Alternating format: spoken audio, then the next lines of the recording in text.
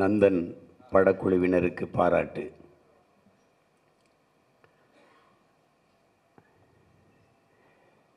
இந்த விழா நிகழ்வில் பங்கேற்று நம்ம எல்லாம் பெருமைப்படுத்தி இருக்கிற என்னுடைய அன்பிற்கும் பாசத்திற்கும் உரிய அண்ணன் தயாரிப்பாளர் ஞானவேல் அவர்களுக்கும், என்னுடைய அன்பு தம்பி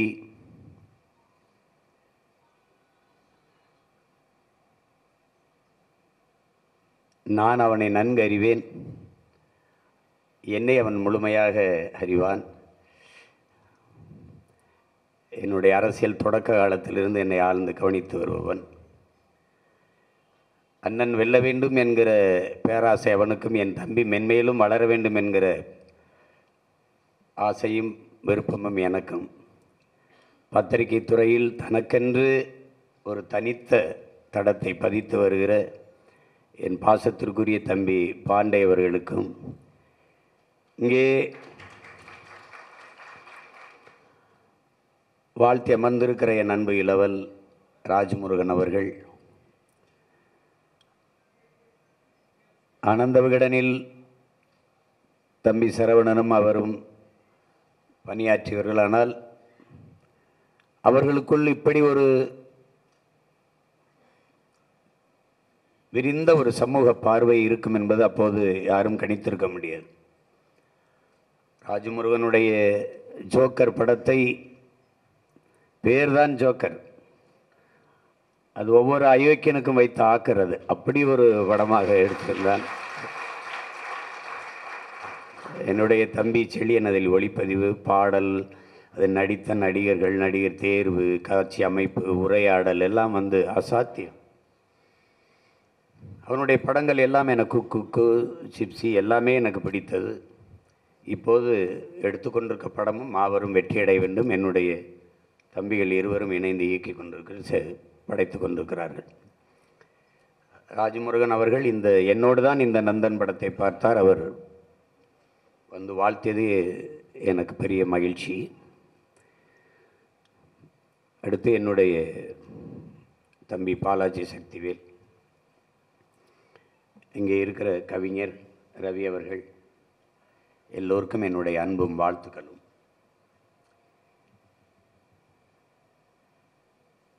இங்கே பாராட்டு விழா இந்த உடனே ஏதோ இது ஒருத்தர் சும்மா பெருமையாக பேசிக்கிறது அப்படின்னு நினச்சிக்க கூடாது. அதை ஐயா திருமுருக கிருபானந்த வாரியார் அவர்கள், பிறக்கும்போதும் மனிதனுக்கு பாட்டு, இறக்கும்போதும் மனிதனுக்கு பாட்டு, ஆனால் இடையில் அவனுக்கு தேவை பாராட்டு, பாராட்டு, பாராட்டு என்கிற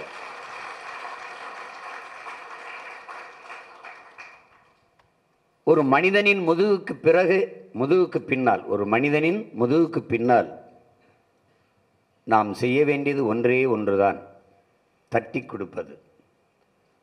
ஆனால் இங்கே யாரும் தட்டி கொடுக்க ஆள் இல்லை, தள்ளிவிடத்தான் ஆள் இருக்கிறது.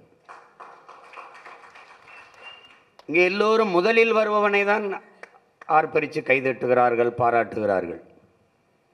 மூன்றாவது வருவனை ஏறிட்டு பார்க்கறது கூட இங்கே யாரும் இல்லை. நான் படித்த தத்துவங்களில் அவன் சொல்கிறான், நீ முதலில் வர்றவனுக்கு கைதட்டி ஆர்ப்பரிக்காத, பல ஆயிரக்கணக்கான கைதட்டலில் உன்னுடைய கைதட்டோ உன்னுடைய ஆர்ப்பரிப்போ கூச்சலோ அவன் காதில் விழாது. ஆனால் மூன்றாவதாக வந்தவனின் முதுகில் தட்டி கொடு, அவன் வாழ்நாளின் கடைசி நொடி வரை நீ அவன் இதயத்தில் இடம் பிடித்திருப்பாய்கிறான்.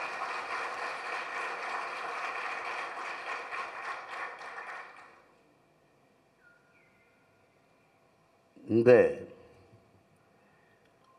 பாராட்டுங்கிறது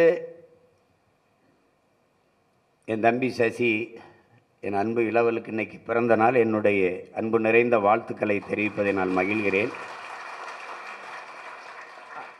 அவன் சொன்னான், அண்ணன் நீங்கள் வேறு இடத்துக்கு போயிட்டாலும் இதை விட்டு போயிடாத அப்படின்னு. அதெல்லாம் அப்புறம் சொல்கிறேன், ஆனால் ஏன் நான் இதை செய்கிறேன் அப்படின்னு. நம்ம காதலித்து நேசித்த பெண் வேற ஒருத்தர் கல்யாணம் பண்ணிட்டு போனாலும் எங்கே இருந்தாலும் நல்லா இருக்குன்னு நினைப்போம்ல, அது மாதிரி இந்த திரைத்துறையை தான் நேசித்து வந்து பல ஆண்டுகள் பட்டினியாக தெருவில் படுத்து ஏவிஎம் சுடுகாட்டிலெல்லாம் படுத்து அப்படிலாம் கஷ்டப்பட்டு வந்தது. பல நாட்கள் பசியவே உணவாக அருந்தி கொண்டு இப்படிலாம் இருந்தது இந்த திரைப்படத்தை துறையை நேசித்து தான். இப்போ என்னுடைய மனநிலை என் தம்பியில் பார்க்கும்போது எப்படி இருக்குன்னா, நான் சாதிக்க நினைக்கிறதையே நான் வாங்க நினச்ச கப்பை என் தம்பியில் வாங்கும்போது அது ஒரு மகிழ்ச்சியாக இருக்குது. அதுதான், அதனால தான் என்னுடைய உணர்வை என் தம்பி எடுத்துட்டான் சரவணன்னு அவனை கொண்டாட தோணுது, கட்டி பிடிச்சிக்கிற தோணுது. அவ்வளோதான், அதுதான் இது. அது மாதிரி தான் இது. எப்படின்னா தம்பி படத்தில் எங்கள் அப்பா மணிவண்ணனை ஒரு கதாபாத்திரமாக நான் வச்சுருக்கேன். அது எல்லாருடைய மனச்சான்றுக்கு அது ஒரு உருவம். அது நீங்கள் படம் பார்த்தீங்கன்னா தெரியும். எப்போ பார்த்தாலும் அந்த மாதவன் கதாபாத்திரத்தை அதை தூர நின்று இப்படியே பார்த்துக்கிட்டே இருப்பார். எங்கே இருந்தாலும் எல்லா இடங்கள்லையும். அவர் யாரோ ஒற்ற நண்பருக்கு நம்மளை கொலை செய்ய திட்டமிடாமல் இருக்குன்னா அவர் நண்பர்கள் சந்தேகப்பட்டு சுற்றி வளைக்கும் போது ஒரு பை வச்சுருப்பார், தோல் பை. இது கொட்டினா பெரிய பெரிய புரட்சியாளர்கள் புத்தகங்கள்லாம் கிடக்கும். பார்த்து இது பண்ணும்போது யார் நீங்கள் யாரியா அப்படின்னோன்னா அவன் தள்ளி போய் கலங்கி சொல்லுவேன், நான் தான்டா நீ, நான் தான் நீ. அவங்களுக்கு ஒன்றும் புரியாது. ஏன்னா நான் தான் நீ தான் என்ன இப்படி சொல்லிட்டு இருக்காரு. அப்படி நான் தான்டா.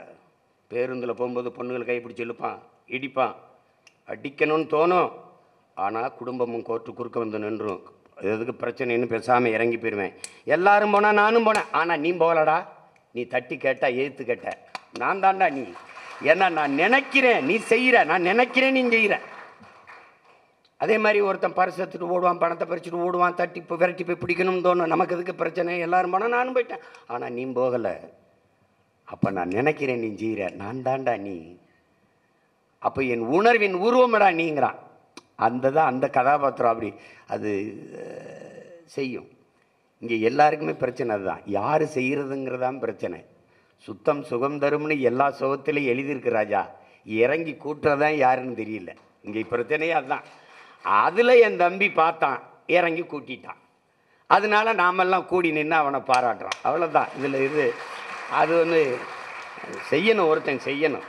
அதுதான் இங்கே இருக்கிறது. அதில் எனக்கு இந்த இது எப்படி வருதுன்னா, நான் பசும்பொன் படத்துக்கு கதை வசனம் என் தம்பி சொன்னது மாதிரி நானும் எங்கள் அப்பாவும் ஃபிஷர்மேன் கோ அப்படின்னு ஒரு விடுதி இருக்குது. அதில் போகும்போது 2 பேரும் ஓட்டுநர் இது பண்ணுறாரு, நானும் எங்கள் அப்பா வந்து அதில் பாட்டு ஓடுது. எங்கள் அப்பா படங்கள்லாம் பார்த்துருப்பீங்கன்னா அந்த பாடலை அறிமுகப்படுத்தும் போது பேசிட்டே வருவார்.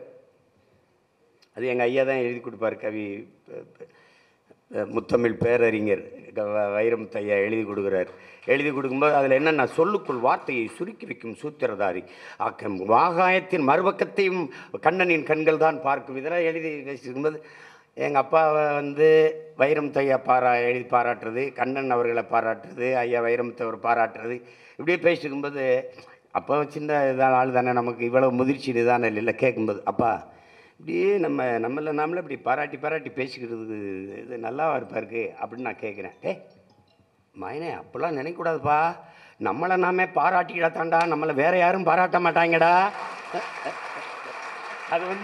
அது என் மனசுக்குள்ள ஆழமாக பதிஞ்சிருச்சு. நான் பல பேரை கூட என் தம்பிகிட்ட சொல்லுவேன், என்னென்ன தம்பி நம்மளை நாமே பாராட்டிக்கிட்டா தாண்டா, நீ போய் கோபாலகிருஷ்ணன்னு சொல்லு அப்படின்னு. அவன் சொல்கிறான், நான் தான் சொல்லிக்கிட்டு இருக்கேன், எல்லாம் ஊரில் சப்பானின்னு தான் சொல்கிறான்ற மாதிரி நம்ம தான் நம்மளை கோபாலகிருஷ்ணன் சொல்லணும். ஜூலியஸ் சீசர் என்ன சொல்கிறான், அடுத்தவன் உன் தகுதியை அறிவிக்கும் வரை நீ காத்திருக்காத, எழுந்து சொல்கிறான் நான் ஆக சிறந்தவன் என்று. அப்படி சொல்லிட வேண்டியதான் நம்ம. அது மாதிரி நம்ம சொல்லிட வேண்டியதான். அதில் எந்த பாராட்டுக்கும் தகுதியான படம். கலை இலக்கியத்தை போற்றாத சமூகம் உயர்வடையாது, பெருமை அடையாது, மேம்படாது. நம்முடைய வணக்கத்திற்குரிய ஐயா இறை என்பவர்கள் கலை இல்லாத ஒரு சமூகம், அதை எப்படி சொல்கிறாரு பாருங்க. அது மலை இல்லாத நிலம், இலை இல்லாத மரம், அலை இல்லாத கடல், தலை இல்லாத உடல். எது கலையை போற்றாத சமூகம். அது அலை இல்லாத கடல்ரா, தலை இல்லாத உடல்ரா, அதனால போற்றணும், கலை இலக்கியத்தை கொண்டாடணும். இங்கே அப்படி இல்லை. இங்கே நீண்ட காலமாக இந்த கம்யூனிச சித்தாந்தத்தில், இந்த திராவிட சித்தாந்தத்தில் இருந்தவர்கள், திராவிட சித்தாந்தம்லாம் திரையுலகில் இந்த கம்யூனிசம் நம்ம முன்னோர்கள்லாம் நம்ம கற்றுக் கொடுத்தது என்ன தெரியுமா உனக்கு? கூத்தாடிப்பேன், சினிமாக்காரப்பைய, ஐயோ கூத்தாடிப்பேன், கேவலாய சாக்கடை, இது இப்படியே பேசி எல்லாம் வெளியேறிட்டான். அந்த சாக்கடையில் உருண்டு பிறண்ட நாய் பண்ணி நரியெல்லாம் நாடாண்டுட்டு போயிட்டுது. இதுதான் இங்கே இருக்க பிரச்சனை.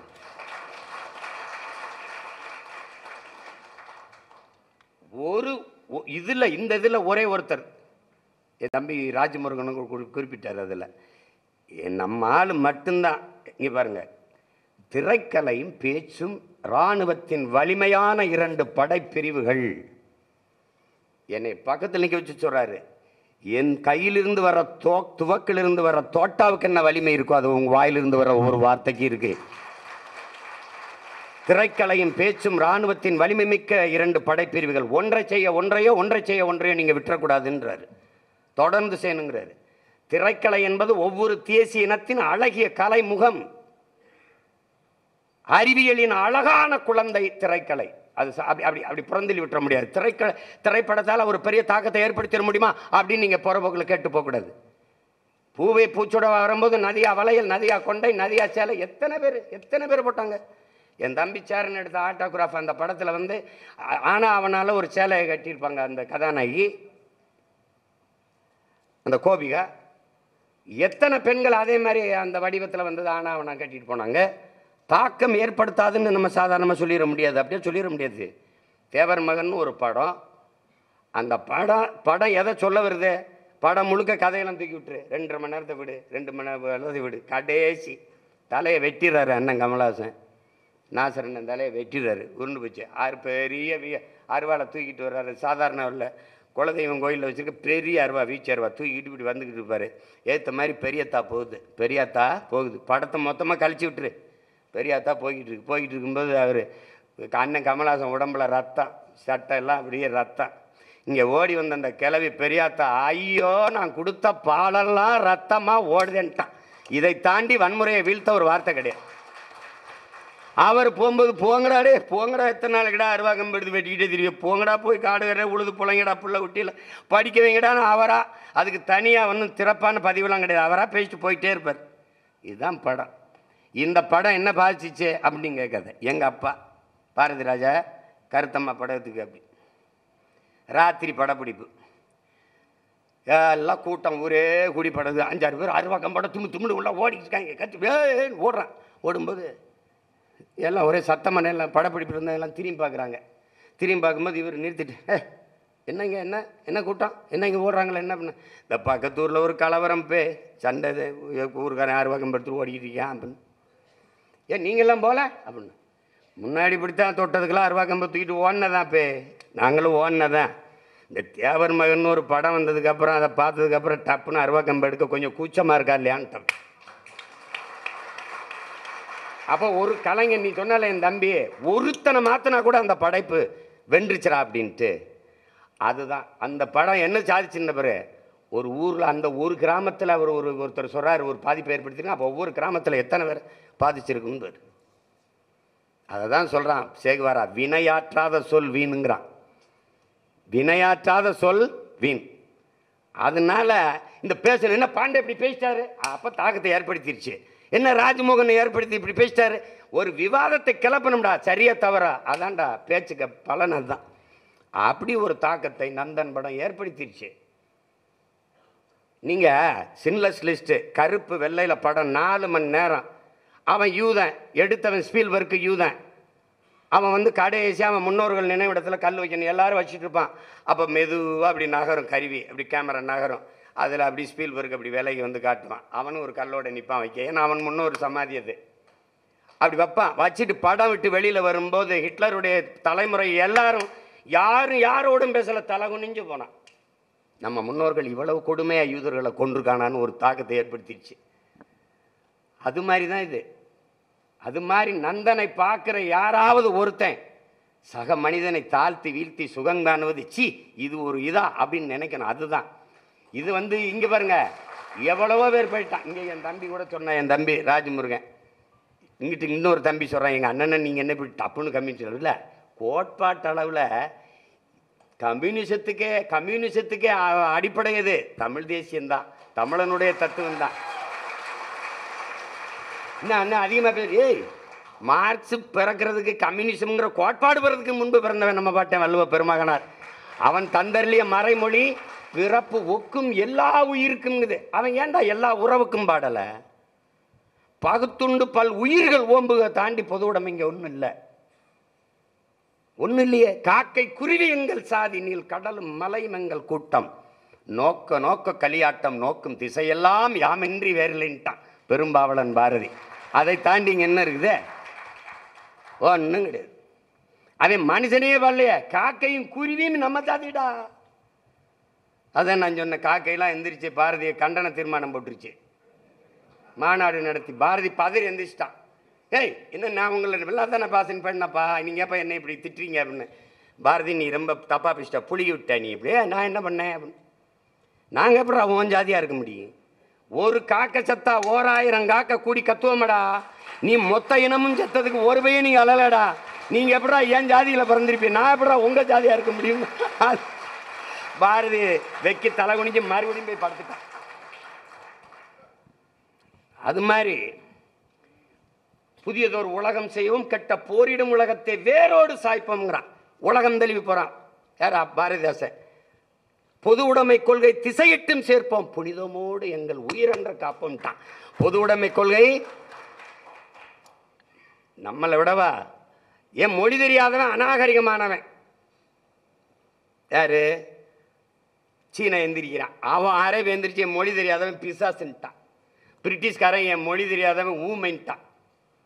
அவன் ஒன்றும் தெரியாத அவங்க ஊமை பயிலுன்ட்டான்.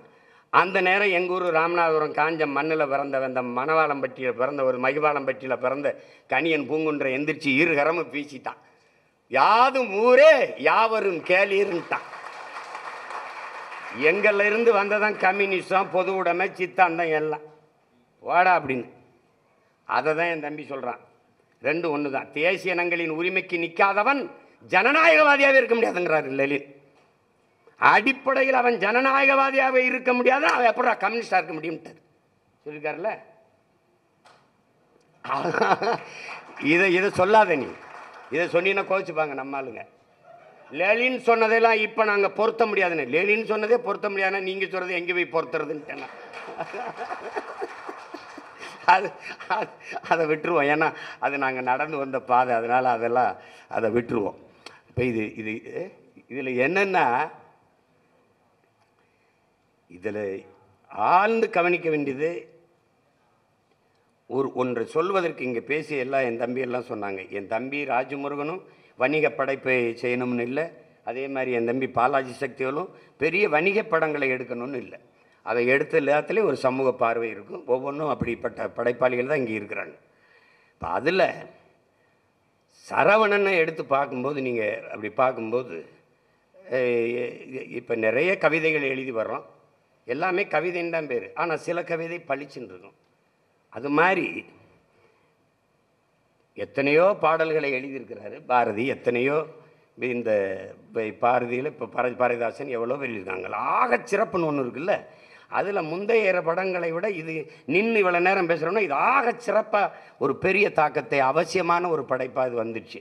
அதனால தான் இது இந்த நகர விட மாட்டேங்குது. நந்தனை விட்டு நம்மளெல்லாம் நகர விட மாட்டேங்குது. எந்த ஊரில் இருந்தாலும் எவ்வளோ வேலை இருந்தாலும் தம்பியை கூப்பிட்டு பாசணும். இந்த படம் எவ்வளோ முக்கியமான படம்னு அவனுக்கு முதல்ல சொல்லணும். படத்தை யோசிக்கிறது பெருசு இல்லை, படத்தை சொல்கிறான், யாரும் தயாரிக்கலை, என்ன பண்ணலாம், நம்மளே எடுத்துருவோம், துணிஞ்சு எடுத்துருவோங்கிற முயற்சி இருக்குல்ல, அதுக்குத்தான் இந்த பாராட்டு.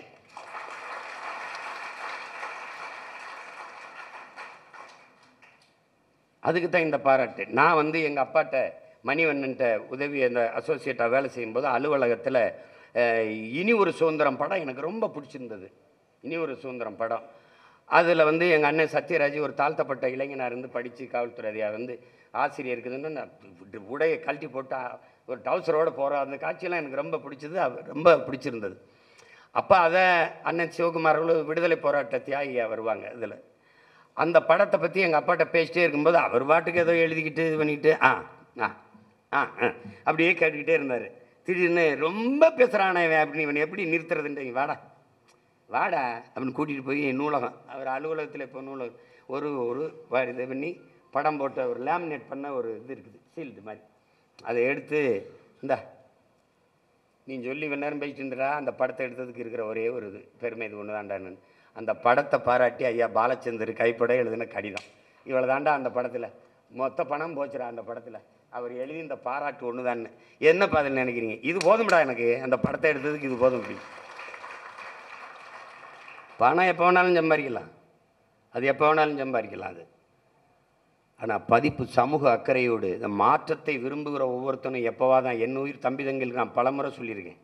நம்முடைய ஐயா அப்துல் கலாம் அவர்கள் மேலதிகாரி கூப்பிட்டாருன்னு போயிட்டு அவர் வீட்டில் காத்திருக்கும்போது வரவேற்பறையில் இருக்கிறார். அதிகாரி மேலேருந்து இறங்கி வரலை.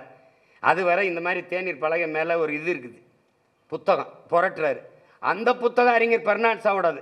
அந்த அறிஞர் பெர்னாட்ஸோட புத்தகத்தை பரட்டி போகும்போது அதில் ஒரு வாசனை அவருக்கு படுது. இந்த உலகத்தில் பெரும்பாலானோர் உலகம் போகிற போக்கிலே போக நினைக்கிறார்கள். ஆனால் யாராவது ஒருத்தன் தான் உலகத்தை தன் போக்கிலே திருப்ப நினைக்கிறான். தொடக்கத்திலே அவன் விமர்சிக்கப்படுகிறான், ஏசப்படுகிறான், எள்ளி நகையாடப்படுகிறான், அவமானப்படுத்தப்படுகிறான். ஆனால் உலகம் பெற்றிருக்கிற அத்தனை மாறுதலுக்கும் காரணம் அவன்தான். உலகத்தை தன் போக்கில் திருப்ப நினைச்சவன் தான். நீங்க இதுவரை பேசினீங்க Marx, Lenin, Stalin, Engels, Ingersoll, Buddhan, Phule, Aristotle, Plato, Socrates, Ambedkar எல்லாரும் உலகத்தை தன் போக்கில் திருப்ப நினைச்சவன் தான். அப்படிதான் எல்லாரும் மாதிரி நம்மளும் பண்ணுறதுக்கு ஆசைப்பா வேணாம் நம்ம ஜோக்கர் எடுப்போம், எல்லாரும் வேணாம் நம்ம நந்தன் எடுப்போம்.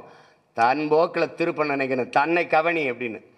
அதுதான் இங்கே. நீ மாற்றத்தை விரும்புறியா? அந்த மாற்றத்தை முதல்ல ஒன்னிலிருந்து தொடங்கு. உனக்குள்ள எந்த மாற்றத்தையும் ஏற்படுத்தாத முடியாத உன்னால் சமூக மாற்றத்தை ஏற்படுத்த முடியாது. சும்மா மானுடனேயும் சக மனிதனின். இங்க பாருங்க, உலகத்திலே உயர்ந்த மனிதன் எவன் என்ற கேள்விக்கு பதில், எவன் கீழே விழுந்து கிடக்கிறானோ அவனை தூக்கி விடுவதற்கு எவன் குனிகிறானோ அவன் தாண்டா உலகத்திலே உயர்ந்த மனிதன்றான். கீழே விழுந்து கிடப்பவனின் காயத்தை ஒருத்தன் கை நீட்டி தடவுகிறான் பாரா, அவன் தாண்டா உலகத்திலே தலை சிறந்த மனிதன். அந்த எண்ணம், அந்த சிந்தனை, அந்த காயத்தை துடைப்பதற்கு கை நீட்டிய கை என்னுடைய தம்பி சரவணன் கை என்பதில் எனக்கு மகிழ்ச்சி, பெருமை. ஐயா வைகுந்தர் சொல்றாரு, தாழ கிடப்பவனை தற்காத்து நிற்பதாண்டா தர்மம்ங்கிறார். நீ அவனை போட்டு அவனை ஏற்று பார்க்கலாம். ஒரு வல்லாதிக்கன், ஒரு வலிமை உள்ளவனின் அழகே எளியவனை, வலிமையற்றவனை அவனுக்கு பாதுகாப்பா நிற்பதான். திக்கற்றவனுக்கு திசை காட்டாதவன், வாயற்றவனுக்காக பேசாதவனும் அடிமைதான். அப்ப உரிமை இழந்து அடிமையா நிற்கிறவனுக்காக பேசாதவனும் நம்மள அடிமைதான். அதனால நிராகரிக்கப்பட்ட ஆதி குடிகளின் பக்கம் அரவணைச்சு நிற்கிறவன் தான் இங்கே அவன். அந்த அந்த மானுடம் தான் இங்கே மகத்தானது. அதுதான் பெருசு. இங்கே என் தம்பி வந்தோடனே தம்பி பார்ப்பனர்கள் அது சொன்னோன்னா அவன் பயந்துட்டான். அப்படிலாம் கிடையாது. நான் போன விழாவில் கூட பாரதிய பாட்டேன்னு சொல்லிட்டு எல்லாம் பேசுகிறாங்க. அவன் யாருன்னு தெரியுமா அவங்களுக்கு? ஏன் அவன் பாட்டேன்னு தெரியுமா? அவன் தெரியுமா? அவன்கிட்ட போய் சுப்பையா தானே அவர் பேர். அவன் நம்மாலியா, அவன் பேர் சுப்பையா, பொண்டாட்டி பேர் செல்லம்மா. அவங்க அப்பா பேர் சின்னசாமி, அம்மா பேர் வள்ளி. இவன் பாண்டையா இருக்கலாம், இவன் ரங்கராஜா இருக்கலாம். அவன் எங்காலு நம்ம பாட்டன் சுப்பையா. சுப்பையா எங்கானு சுப்பையா நம்ம பிரம்மன் தலையிலிருந்து பிறந்தான், சத்திரியன் தோலிருந்து பிறந்தான், வைசியன் தொடையிலிருந்து பிறந்தான், சூத்திரன் காலில் இருந்து பிறந்தான். இந்த பஞ்சமன் ஒருத்தருக்கான அவன் எதிலிருந்து பிறந்தாங்கானோ இவங்க கேட்க அவர் உடனே எழுந்திரிச்சு அவன் ஒருத்தன் தாண்டா ஆத்தாளுக்கு அப்பனுக்கும் பிறந்தாண்டு போயிட்டான். இப்போ தெரியுதா ஏன் பாரதி என் பாட்டேன்னு? இதனால தான் என் பாட்டேன்.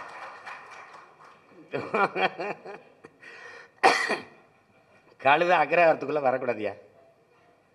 கழுதையை தூக்கிட்டு பாட்டு பாடிட்டு வந்துட்டாங்க. கனகலிங்கனும் பறையனை கூப்பிட்டாங்க.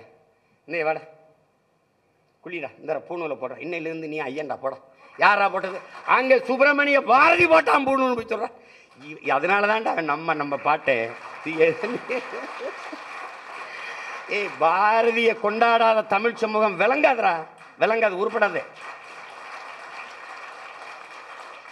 இவன் கைவிட்டுருவான், இவன் பாரதாசனை கைவிட்டான். ஏன்? வென்று வருவான் திராவிட காலைன்னு பாடும்போது எங்காலு அப்படின்னு எங்காலு.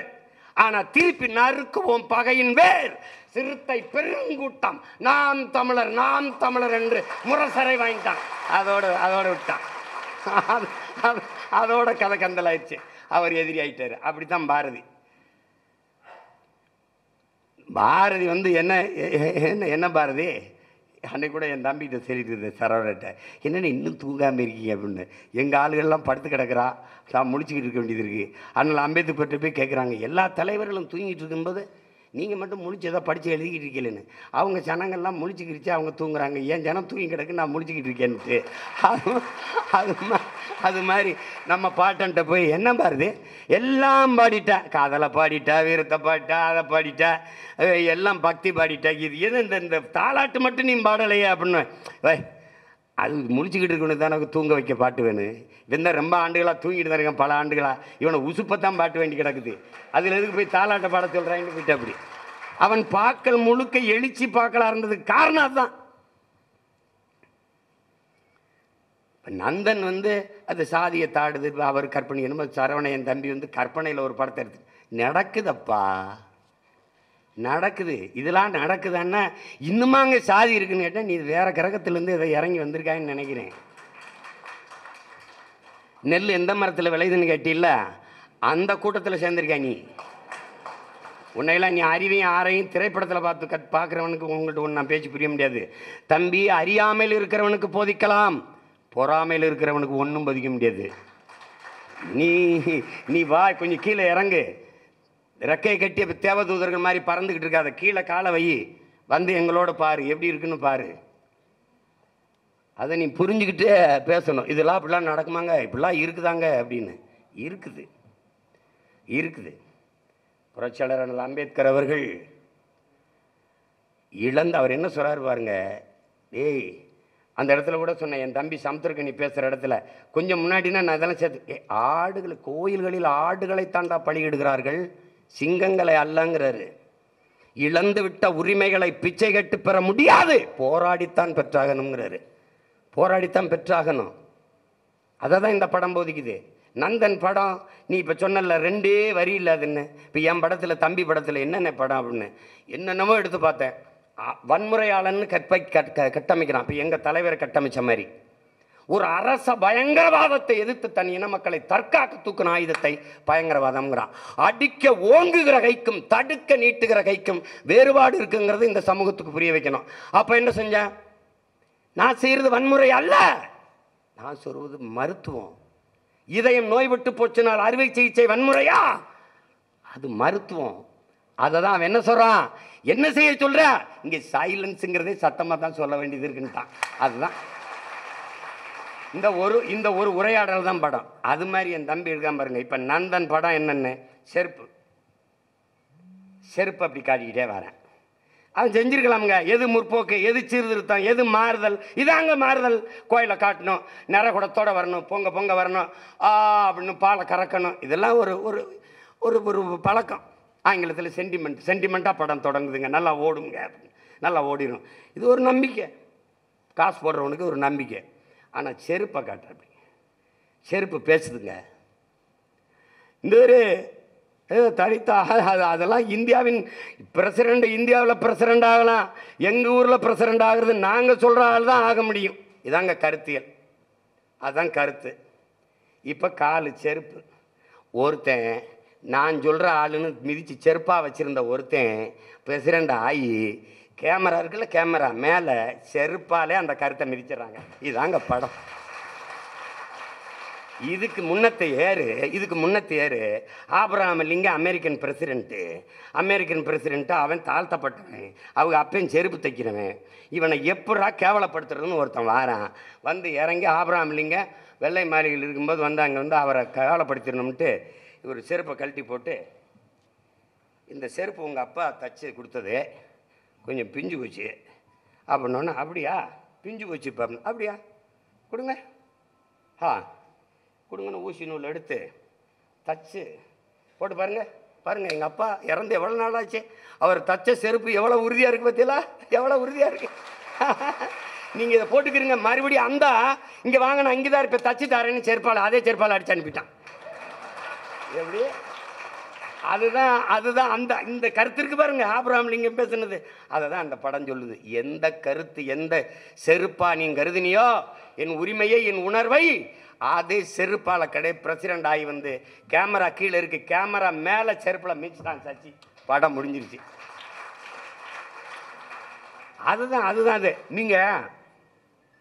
நீங்கள் அது பார்த்துங்க எப்படி. இப்போ அந்த படத்தில் என்ன சுருக்கம் என்ன சொல்கிறாரு, ஆள்றதுக்கு தான் அதிகாரம் நினச்சிக்கிட்டு இருந்தோம்டா, வாழ்கிறதுக்கே அதிகாரம் தேவைப்படுது. இதுதான் படம். நீங்கள் இந்த சாதி என்னதான்னு சில பேசுவான், சாதியை பெருமையாக இருக்கும்பா, சாதி தான்பா. அது மறுபடியும் அந்த வாரியை போட்டுக்கேன் பாருங்கள். இதையெல்லாம் அண்ணல் அம்பேத்கர் கருத்துன்னு தான் நினச்சிக்கிட்டான். சாதிதான் சமூகம் என்றால் வீசும் காற்றில் விஷம் பரவட்டும்னு சொன்னது அண்ணல் அம்பேத்கர் தான். நிறைய பேர் அம்பேத்கர் அவர்கள் சொன்னது போலன்னா கடைசியாக எழுதுனது நம்ம கவிஞர் பழனி பாரதி அவர்கள். அதனால் அதை நான் திருப்பி அந்த கருத்தை பதிவு செய்கிறேன். இங்கே சரியானது வென்றே தீரும்னு போட்டேன். அது என் தம்பி படத்துக்கு நான் போட்டது. சேகுவாரா சொன்னது சரியானது வென்றே தீரும்னு.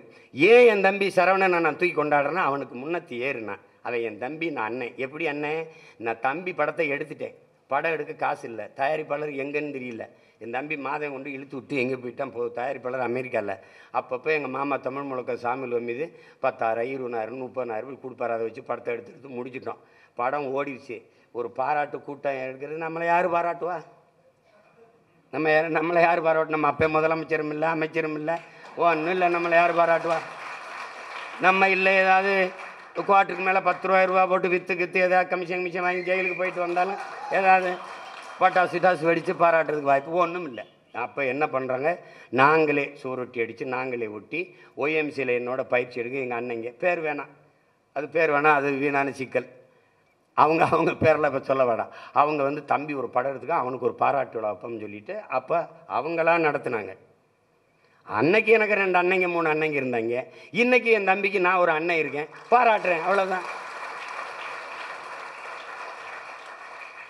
அந்த அண்ணங்க பணத்தில் வலிமையாக இருந்தாங்க, இந்த அண்ணன் மனத்தில் வலிமையாக இருக்கேன், பாராட்டுறேன், அவ்வளோதான். வேற ஒன்றும் இல்லை. நம்மளால் முடிஞ்ச என்ன பாராட்டு, நல்ல பாராட்டணும். பூமி தாய் ஒரு பந்தயம் 9 முறை எழுந்து விழணும், 10 முறை எழுந்து விழணும். 9 முறை எழுந்துட்டான், 9வது முறை விழுந்து கிடக்கிறான், கீழே கிடக்கிறான்.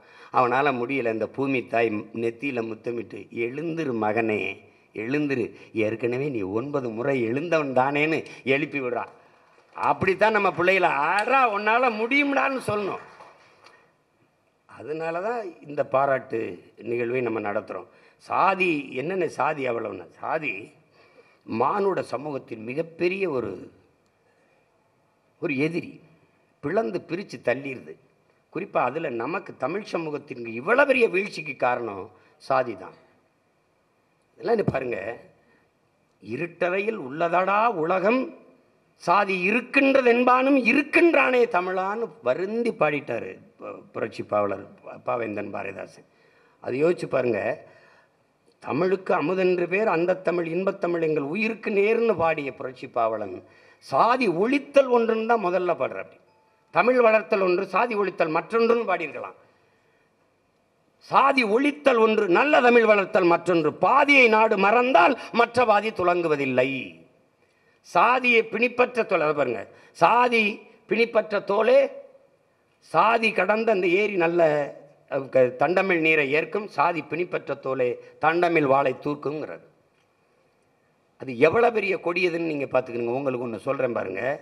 இங்கே எப்படி தமிழ் சமூகம் வீழுதுன்னு பாருங்கள். அதிகாரமற்று அடிமையாக எப்படி நிற்குன்னு பாருங்கள். தமிழன் எவன் வந்தாலும் சாதி கேட்பான், நோய். தமிழன் இல்லாத யார் வந்தாலும் அப்படியே தலைமை ஏற்பான், அது பெரிய நோய். நீங்கள் தமிழ் சமூகத்தில் பெரும்பாலான சமூகம் இங்கே இருக்கிற பெரிய சமூகங்களில் சாதிய பாகுபாடு இருக்குது. இந்த சாதியை நிறுத்தினா இந்த சாதி வாக்கு செலுத்தாது, இந்த சாதியை நிறுத்தினா இந்த சாதி வாக்கு செலுத்தாது. அப்படிங்கும்போது தமிழர்களுக்கென்று அரசியல் வலிமையோ அதிகார வலிமையோ வராதனால உரிமை இழந்து உணர்வை இழந்து உரிமை இழந்து உடைமை இழந்து உயிரை இழக்கிற நிலைக்கு தள்ளப்பட்டுருச்சு. இப்போ எப்படி பிளக்குன்னு பாருங்க. ராமேஸ்வரம் மீனவன் சுட்டு வீழ்த்தப்பட்டு செத்தால் நாகப்பட்டினம் கன்னியாகுமரி மீனவன் அழுவதில்லை. இங்கே என்னென்ன பிரச்சனை? விவசாய பிரச்சனை, விவசாயி தான் பார்த்துக்கணும். போக்குவரத்து தொழிலாளி தான் போராடணும். ஆசிரியர் பெருமக்கள் ஆசிரியர் தான், மருத்துவர் தான், செவிலியர் தான் போராடணும். அங்கதான் நாங்கள் வீழ்ந்தோம் என்று தெரிந்த பிறகு எழுந்தோம் என் உடன் பிறந்தார்களே. அங்கதான் என்ன, இது மீனவன் பிரச்சனை இல்லை, மாணவன் பிரச்சனை இல்லை, உழவன் பிரச்சனை இல்லை, இது என் இனத்தின் பிரச்சனை என்று எழத் தொடங்கினான். அன்னைக்கு தான் இந்த சிக்கலை கவனிக்க ஆரம்பிச்சான். பிளந்து பிரித்து தள்ளிடும், உன்னை வலிமேற்றவன் ஆக்கிரும். அது சாதி. இப்போ என்னதானே செய்யலாம்? ஒரே பார்வை தான் என் உடன் பிறந்தவர்களே. நந்தன் திரைப்பட விழாவில் கூட இதை நான் பேசலை. நான் ஒரே பார்வை தான், புதிதாக ஒன்றும் வகுத்துக்காத. அண்ணல் அம்பேத்கர் சொன்னது தான், நான் யாருக்கும் அடிமை இல்லை. இதை நல்லா எழுதிக்க, இதை வச்சுக்க, கவனத்தில் வச்சுக்க. அதுபோல எனக்கு யாரும் அடிமை இல்லை. இவ்வளவுதான் நீ ஏற்றுக்கொள்ள வேண்டிய கோட்பாடு. ஐயா பெரியார் சொன்னதை நல்லா கேட்டுக்க. தான் உயர்ந்த சாதி என்று எண்ணிக்கொள்கிற பெருமக்களே, உங்களுக்கு கீழே தாழ்ந்த சாதி யாரும் இல்லை என்று எண்ணிக்கொள்ளுங்கள். அவ்வளவுதான். சமூகத்தில் எந்த பிரச்சனையும் கிடையாது. அவ்வளவுதான். நீ செருப்பை இப்படி வச்சு நடந்திருக்கிறியா? குனிஞ்சு தண்ணி குடிச்சிருக்கிறியா? அதெல்லாம் நீ அனுபவிச்சிருந்தனா தெரியும். அப்போ அது பேசி பயன் இல்லை. அது சும்மா இது இது ஏதோ சொல்கிறாரு, இது ஏதோ பேசுகிறாங்க, இப்படிலாம் நடக்குமான்னு நீ இருக்க முடியாது தம்பி. அப்படிலாம் இருக்க முடியாது. விளையம் ஆவேசமாக சீமான் பேசுவார், கோபமாக பேசுவார், அப்படி பேசுவார், இப்படி பேசுவார்னு. வலி தம்பி, வலி. ஏசி அறையிலிருந்து சிந்திச்சு கட்சி தொடங்கின இல்லை, சிறையிலிருந்து சிந்திச்சு கட்சி தொடங்கினவனால அது அப்படி தான் இருக்கும். அது உனக்கு புரியாது. அந்த வலியை உணர்ந்தால் தான் தெரியும். அப்போ அது எப்படின்னு பாரு. ஆனால் அம்பேத்கருடைய கோட்பாடை ஏன் நம்ம அம்பேத்கரை ஒரு சாதிய குறியீடாக சொல்கிறத நம்ம ஏற்கலை? எங்கள் தாத்தா முத்துராமலிங்கத்தை ஒரு சாதிய குறியீடாக சொல்கிறத ஏன் நம்ம எதிர்த்து மறுக்கிறோம்? அது காரணம் இருக்குது. இதே ஐயா வைத்தியநாத ஐயர் தெரியும், வரலாறு தெரிஞ்சவங்களுக்கு.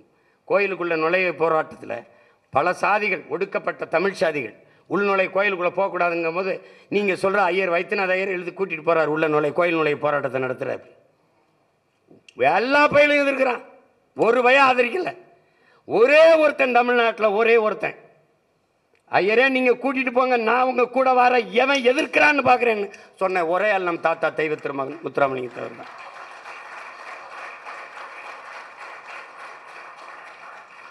எவ்வளவு இதாக இருந்தால் சொல்லிப்பாரு பாருங்க. சாதிய எண்ணம் கொண்டவன் அரசியலுக்கு வந்தால் நாடு நாசமாகி விடுங்கிற. சாதிய சிந்தனை கொண்டவன் இறைவனை வழிபடவே அருகதையற்றவன். உண்கிறகை உயர்ந்தது, உழைக்கிறகை தாழ்ந்தது என்கிற எண்ணம் எவருக்கும் வரக்கூடாது. இறைவனுக்கு முன்பு இரு கரமும் இணைத்துத்தான் வணங்குகிறோம். அப்படி எல்லாரும் சமம் என்கிற எண்ணம் எல்லாருக்கும் வரணுங்கிறார். இவர் தான் இன்னைக்கு சாதிய குறியீடு அணிக்கிறார். சாதி ஒழித்தல் ஒன்று அப்படின்னு பண்ணல. கடவுள் வரி, சமய வரி, கண்ணல் நிகர் தமிழுக்கு நோய் நோய் நோயே, இடை வந்த சாதி எனும் இடர் ஒளிந்தால் ஆள்வதனம் தாய் தாய் தாயங்கிறான். தமிழ் தாய் ஆளுமுடங்கிறான். அவன் தான் இன்னைக்கு முதலியார் சங்கத்தில் குறியீடா இருக்கான், பாரதிதாசன்.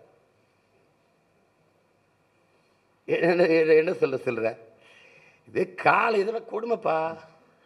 தமிழனின் மானம் கப்பலர் இருக்கக்கூடாதுன்னு கப்பல் ஓட்டிய தமிழன், மண்ணின் விடுதலைக்கு மாடு கூட இழுக்க திணறுகிற செக்க இழுத்த வீர மரவண்ணன் பாட்டன் வாவு சிதம்பரனார் செத்தான். ஜெயிலிருந்து வெளியில் வந்தான். ஒற்றை மகனா வரவேற்க ஒருத்தனமில்ல உயிர் நண்பன் சுப்பிரமணிய சிவாவை தவிர. ஆனால் இன்னைக்கு ஜெயிலிருந்து வரும்போது எத்தனை ஆயிரம் பட்டாசுகள், எவ்வளவு மாலைகள், எவ்வளவு வெடிப்புகள். இங்கே செக்கிழுத்தவன் தியாகி இல்லை, தூக்கில் தொங்கினவன் தியாகி இல்லை. எனக்கெல்லாம் அவங்கெல்லாம் இப்போ என் பாட்டைங்கெல்லாம் கண்ணில் பட்டா நானே அடித்து கொண்டு வருவேன். உன்னை யார் உன்னை இதில் இந்த நிலைமைக்கு எங்களை தள்ளிவிடவா நீ போராடி சுதந்திரம் மட்டும் கொடுத்தா? நீ தூக்கில் தொங்குன எதுக்குது இவ்வளவு? இந்த ஜனநாயகம், இந்த விடுதலைக்கா நாங்கள் இவ்வளவு பாடுபட்டீங்க? நீங்க எப்படி இருக்கு பாருங்க. பாரதி இவ்வளவு பாடினான். பாரதி எல்லாத்தையும் நேசிச்சு பாடினான். பாரதி சிட்டுக்குருவிக்கு அரிசி எடுத்து போட்டுவிட்டான். சமைக்க செல்லமாக வச்சிருந்ததை காக்கைக்கும் சிட்டுக்குருவிக்கும் போட்டான் பைத்துக்கிறப்ப. உலகத்தில் நீங்கள் பிற உலகத்தில் பாரதி வீட்டுக்கு போயிருக்கடா? உலகத்தில் பாரதி எல்லா வீட்லையும் போடா. நம்ம தாத்தா வீட்டில் தாத்தா உட்காந்துருப்பார், பாட்டி இப்படி நிற்கும்டா இந்த கட்டையை பிடிச்சிக்கிட்டு. பாரதி வீட்டுக்கு போடா, செல்லமாக உட்காந்துருக்கும்டா, பாரதி நிற்பான்டா. அதான்டா பாரதி. போய் பாடுறா எட்டாபுரத்தில் இன்னும் செல்லமாக உட்காந்துருக்கோம். அண்ணன் செல்லமாக உட்காந்துருக்கும்னே இவன் நிற்பான். எல்லா பயிலும் இருக்குது. எல்லா பயிலும் தேவாலயத்துக்கு போனாலும், பள்ளிவாசலுக்கு போனாலும், கோயிலுக்கு போனாலும், கடவுளே எனக்கு கையாளுக்கு நல்ல சுகத்தை கொடு, நல்ல புத்தியை கொடு, நல்ல புத்தியை கொடு, நல்ல புத்தியை கொடு. எல்லாம் ஒருத்தன் போகிறேன். சொல்லடி சிவசக்தி, என்னை சுடர்மிகும் அறிவுடன் ஏன் படைத்தாய்? எதுக்கு எனக்கு இவ்வளவு அறிவை கொடுத்த? பூரா பையில முட்டா பையில படிச்சு என்னை மட்டும் அறிவாளியா படைச்சு விட்டா? எனக்கு பெரிய பிரச்சனையா இருக்குன்றான். உலகத்திலே ஒரே ஒருத்தன் தான்டா எனக்கு எதற்காக இவ்வளவு அறிவை கொடுத்தாய்ன்னு கேட்ட உலகத்திலே ஒருத்தன் தான். நீங்கள் பார்த்தீங்கன்னா அவனையே இவன் யார் அவன் அப்படின்னு தோணும். அவன் தான் அது நம்ம ஊரில் இருந்து அவன் மண்டக்குரம் பிடிச்சவங்க. நம்ம ஊரில் சொல்லுவான் அவன் ஒரு மண்டக்குரம் பிடிச்சவன். அவன் ஐயோ அவன் அவன் அந்த அந்த பாரதியவே பட்டினி போட்டுருச்சான் அந்த ஊர். தனி ஒரு மனிதனுக்கு உணவில்லை என்றில் ஜெகத்தினை அழித்துடுவோம்ட்டான். அவனே பட்டினி போட்டான் இந்த நாடு, இந்த பாரதம். கடைசி என்ன தெரியுமா, அவன் செத்து போயிட்டான். கவி பேர் நம்ம ஆள் எழுதுகிறார் ஐயா வைரமுத்து. பாரதி உன் உடலில் மொய்த்த ஈக்களின் எண்ணிக்கை கூட ஆட்கள் இல்லையாமே, இறுதிச் சடங்குல 8 பேர் இருக்காண்டா. பாரதி எங்கே அடக்கம் பண்ணியிருக்கான் இவன் தெரியாது, ஒருத்தனுக்கும் தெரியாது. ஆனால் இந்த தேச விடுதலைக்கு பல ஆண்டு காலங்கள் ஜெயிலில் இருந்து 16 ஆண்டு ஜெயிலில் இருந்த நேருவே கடற்கரையில் புதைக்கப்படலையாடா. நேருகள்லாடா 16 ஆண்டு செல்வந்தன் மகண்டா. ரோஜா பூமாரி நிறம் சொல்லும், உண்மையிலே ரோஜா பூமாரி நிறம். 16 ஆண்டுகள் சிறையில் இருந்த நேரு அவன் கூட கடற்கரையில் புதைக்கப்படலையே. என்ன இரு கடற்கரை புறம் கல்லறை ஆயிரும், நீ போய் வச்சு கும்பிட்டு தெரிய வேண்டியது. அதில் அண்ணல் அம்பேத்கர் சொல்கிற அந்த வழியை பாரு. என்னரும் மக்களே, நீங்கள் இந்த பூமியில் பிறந்து இப்படி சாதியை இழிவு தீண்டாமை கொடுமையை சுமந்து வாழ்கிறத பார்க்கும்போது என் இதயம் நொறுங்கி ரத்தம் ஒழுகிறது, ரத்தம் வடிகிறது. இதற்கு நீங்கள் தாயின் கருவறையிலேயே கலைந்து போயிருக்கக்கூடாதாங்கிறான். அது ஒடுக்கப்பட்ட தாழ்த்தப்பட்ட மக்களின் அவர்களின் துயருக்காக படப்பட்டதான் நினைக்காத. அப்படியே தமிழ் சமூகம் இன்னைக்கு படுற பாட பார்க்கும்போது, தமிழனா பிறந்து நாட்டை இழந்து வீட்டை இழந்து உறவுகளை இழந்து ஏதிலிகளா ஓடி ஓடி அது சொல்கிறாரு நம்ம ஐயா வைரமுத்தவர்கள் சொல்கிறாங்க பாருங்க. கவிப்பேரரசு என்ன சொல்கிறாரு, உலகத்தில் ஒருத்தன் சொந்தத்தை பிரிவதல்ல, சொத்தை பிரிவதல்ல, இதெல்லாம் பிரிவது சோகம் இல்லடா, தான் பிறந்த தாய் மண்ணை பிரிவதாண்டா சோகம்னு. அப்படிப்பட்ட பிறந்த மண்ணை பிரிந்து போகிற துயரத்தில் இந்த வாழுகிற தமிழ் சமூக மக்களை பார்க்கும்போது அப்படியே அண்ணல் அம்பேத்கர் சொன்னது உனக்கும் பொருந்தும். உலகெங்கும் எங்கெங்கும் மானுட சமூகம் தாழ்த்தி வீழ்த்தப்பட்டு அடிமைப்படுத்தி நிறத்தால் இனத்தால் சாதியால் எந்த வழியிலும் வீழ்த்தப்பட்டு கிடக்கிற மக்களினுடைய அந்த உணர்வோடு அண்ணல் அம்பேத்கரின் கூற்ற பொருத்தினா அப்படியே பொருந்தும். அது இந்த குறிப்பிட்ட சமூகத்துக்கு நீ பொருத்த முடியாது, அப்படி பார்க்க முடியாது. அதுதான் அவரை நீ ஒரு சாதிய தலைவராக கொண்டு நிறுத்திவிட்ட, அப்படியே வச்சா இது என்னமோ ஒன்று. நீ ஒன்று நல்லா தெரிஞ்சுக்க, அண்ணல் அம்பேத்கர் வருவதற்கு முன்பே தாழ்த்தப்பட்ட மக்களுக்கு இடஒதுக்கீடு வெள்ளக்காரன் கொடுத்துட்டான், எஸ்சி கொடுத்துட்டான். அவர் யாருக்குன்னு பெற்றுக் கொடுத்தார், ஒடுக்கப்பட்ட பிற்படுத்தப்பட்ட மக்களுக்கு இடஒதுக்கீடு பெற்றுக் கொடுத்தவன் அண்ணல் அம்பேத்கர். அது தெரியாம நம்ம தாழ்த்தப்பட்டவர்களுக்கு தலைவர் தாழ்த்தப்பட்டவர் அவர் ஏன் நீல வண்ணத்தில் இருக்காரு? வானம் எவ்வளவு தூரம் பறந்து விரிந்து அது எங்கெங்கு பரவி இருக்கோ அங்கெல்லாம் அண்ணல் அம்பேத்கர் புகழ் இருக்கும். அதுக்கு தான் அவர் நீல வண்ணத்தில் உலகம் பூரா பரவி இருக்காரு. அதான் நீ புரிஞ்சுக்கணும், சும்மா போட்டு குழப்பிக்கிற கூடாது. நம்ம நம்ம நம்ம நம்ம பாட்டனார் கவிமணி தேசிய விநாயகம், ஓடும் உதிரத்தில் வடிந்தொழுகும் கண்ணீரில் தேடி பார்த்தாலும் சாதி தெரிவதுண்டோ அப்பா. எப்படி கேட்குறாரு பாருங்க, ஓடும் உதிரத்தில் வடிந்தொழுகும் கண்ணீரில் தேடி பார்த்தாலும் சாதி தெரிவதுண்டோ அப்பா. எவர் உடம்பிலும் சிவப்பே ரத்த நிறம் அப்பா, எவர் விழி நீருக்கும் உவர்ப்பே இயற்கை குணம் அப்பா. எவர் உடம்பிலும் சிவப்பே இரத்த நிறம் அப்பா, எவர் விழி நீருக்கும் உவர்ப்பே இயற்கை குணம் அப்பா.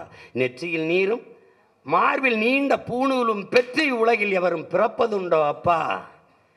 பிறப்பினால் உலகில் எவருக்கும் பெருமை வராதப்பா. சிறப்பு வேண்டுமெனில் நல்ல செய்கை வேண்டும் அப்பா, நல்ல செய்கை வேண்டும். நன்மை செய்வோரே உலகம் நாடும் மேற்குலத்தோர். நன்மை செய்பவர்தான் உலகம் விரும்புகிற உலகம் போற்றுகிற மேற்குலத்தோர். தீமை செய்பவரே அண்டி தீண்ட ஒண்ணாதார். அவன் தாண்டா அன்டச்சபிலிட்டி, அவன் தாண்டா தீண்டத்தகாதவன் கிடையாது, தீமை செய்கிறவன். எத்தனை பேர் வாடிட்டான். யார் மேலே கீறினாலும் ரத்தம் ஒன்று தான், ஆக மொத்தம் நீ நானும் 10 மாதம் தான் பாடுன்னு நம் தாத்தன் பட்டுக்கோட்டையே வெறுப்பில் என்ன சொல்லிடுறான், முன்பு புத்தர் வந்தார், பிறகு இயேசு வந்தார், அப்புறம் காந்தி வந்தார், என்னென்னமோ பேசுனாங்க, எதையோ சொன்னாங்க, எழுதி எழுதி வச்சாங்க, எல்லாத்தையும் தான் படிச்சிங்க, என்ன பண்ணி கிழிச்சிங்கன்ட்டு அப்படி வெறுப்பில். எல்லாத்தையும் தான்டா படிச்சிங்க, என்ன பண்ணி கிழிச்சிங்க?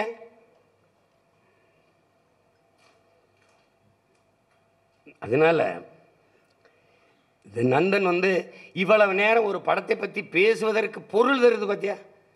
சும்மா உட்காந்துக்கிட்டே அவர் நல்லா பண்ணியிருக்காருங்க, அவர் இது பண்ண நந்தன்ங்கிறது இன்னும் பல மணி நேரங்கள் பேசக்கூடிய ஒரு பொருளை தூக்கி நிற்குது. இது சமூகம் பல 100 ஆண்டுகளாக இந்த சமூகம் சுமந்து வருகிற அவலம்.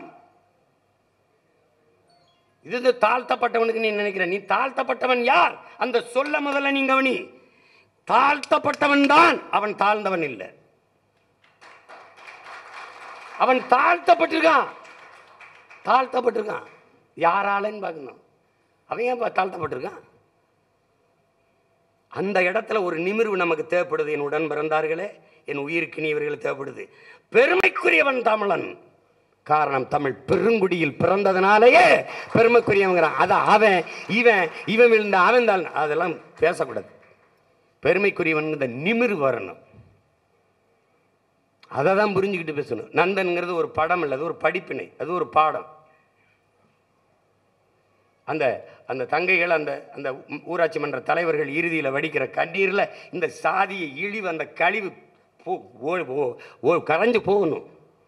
அதனால் அம்பேத்கர் சொல்கிறார் இல்லை, நீ சமூக மேம்பாடு, சமூக முன்னேற்றமாக பேசிக்கிட்டு இருக்க. சாதியை ஏற்றதாள்களை வைத்துக்கொண்டு சமூக மேம்பாடு, சமூக முன்னேற்றம் பேசுவதெல்லாம் மலக்குழியின் மேலே போடுகிற மல்லிய பந்தலுக்கு ஒப்பானதுங்கிறான். நீ என்னடா சாக்கடை குழியின் மேலே சந்தன மலையை வச்சுக்கிட்டு இருக்கிற? நீ என்னடா அது? எப்படா மணக்கம் அது? அப்புறம் என்னடா சமூக முன்னேற்றம், சமூக மேம்பாடு பேசுகிற? என் ஜாதி முன்னேறத அவன் விரும்பலை, அவன் ஜாதி முன்னேறத நான் விரும்பலைன்னா எப்படா சமூகம் முன்னேறும்?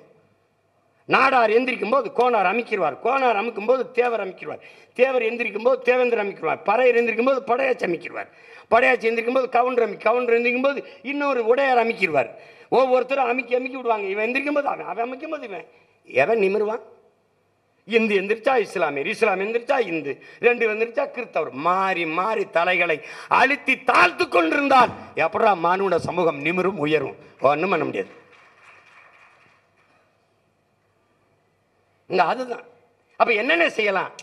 சாதியை பார்க்காத, அதை கடந்து எதையாவது சாதிக்க பாரு. இவ்வளவுதான் நீ செய்ய வேண்டியது. மதமும் கடந்து அதற்கு மேலே ஒன்று இருக்கு, மனிதம்.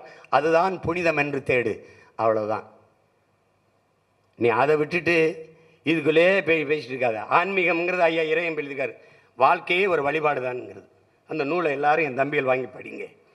அன்புதான் அதன் வாசல். ஆன்மீகம் அன்புதான் அதன் வாசல், கருணை அதன் வரவேற்பறை, முதிர்ச்சி அதன் முற்றம், தியானம் அதன் வழிபாடு அறைங்கிறார், வழிபாட்டு அறைங்கிறார். இவ்வளவுதான் ஆன்மீகம். அன்பும் கருணையும் வச்சுக்க, தானா முதிர்ச்சி வந்துடும். ஆன்மீகம்னா என்ன என்ன அவர் அவர் அதிலே எழுதி வர்றாரு.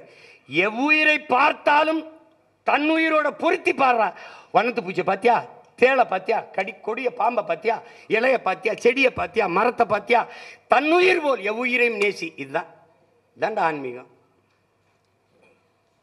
அப்படி நேசிக்க சரியாயிடும். நீ அதை விட்டுவிட்டு நீ உயிர்மை நேயம்லாம் பேசிவிட்டு எல்லாம் பேசிட்டு வாடிய பயிரை கண்டபோதெல்லாம் வாடினேங்கிற வள்ளலார் வாரிசு, இவன் தாழ்த்தப்பட்ட சாதி, என் தெருவுக்குள்ள வரக்கூடாது, இவன் வீழ்த்தப்பட்ட சாதி, என் கோயிலுக்குள்ள, இதெல்லாம் என்னது இது? என்னது இது? அதைத்தான் நந்தன் சாடுது. இன்னைக்கு நேற்று இல்லை, நந்தனுங்கிற பெயரே மிக பொருத்தமானது. அப்போ இது நீண்ட காலமாக தமிழ் சமூகம் தூக்கி வருகிற ஒரு தீண்டாமை இழிவு. அதை வருகிற தலைமுறைகளாவது இதிலிருந்து விடுபடணும். இப்போ நீங்கள் பார்த்தீங்கன்னா என்னை கேட்பாங்க,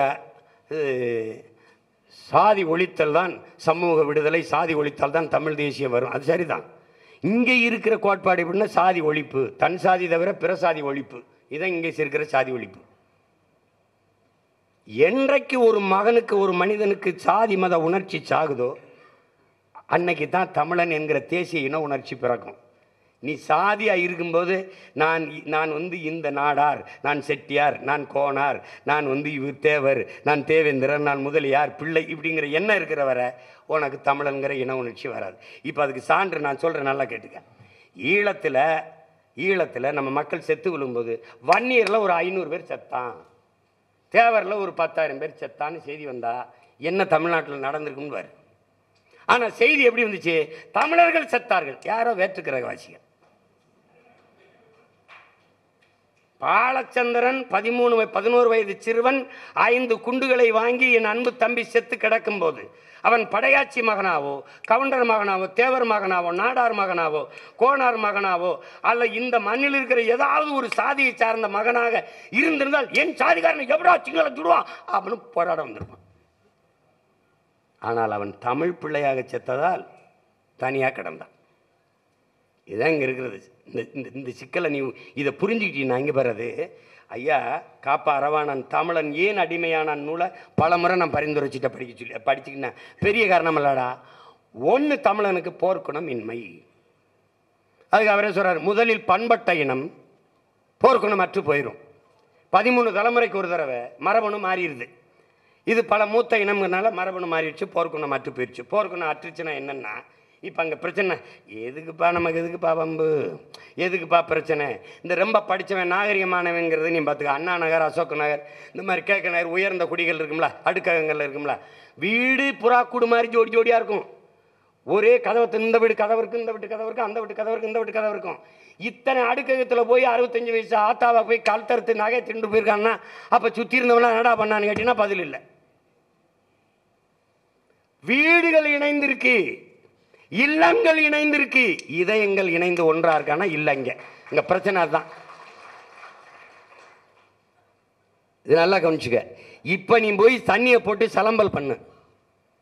நீ போய் அந்த இடத்துல அடுக்ககத்தில் பெரிய இந்த படித்தவர்கள் பெரிய வேலை செய்கிற உயர்ந்த குடிமக்கள் இருக்கிற இடத்துல போய் ஏய் அப்படின்னு சத்தம் போடு. டப்பு டப்புன்னு கதவு ஜன்னலை பூட்டிக்கிட்டு லைட்டாக விளக்கு அணைச்சிட்டு படுப்பானே ஒழிய 10 பேர் இறங்கி வந்து ஏய் யாரா என்னடா இங்கே ஒருத்தன் கேட்டால் எனக்கு அங்கேருந்து அழைச்சி பேசு, கேட்க மாட்டான். ஆனால் நீ அப்படியே வா, எங்கள் கிராமத்துக்கு வா, அங்கே ஒரு வீடு, அங்கே ஒரு வீடு, அங்கே ஒரு வீடாக இருப்பான். ஒரு சத்தங்க நாய் குலைச்சா டப்புன்னு விளக்கு எடுத்துட்டு ஏய் முனியாண்டி என்ன நாய் குலைக்குது, என்னது?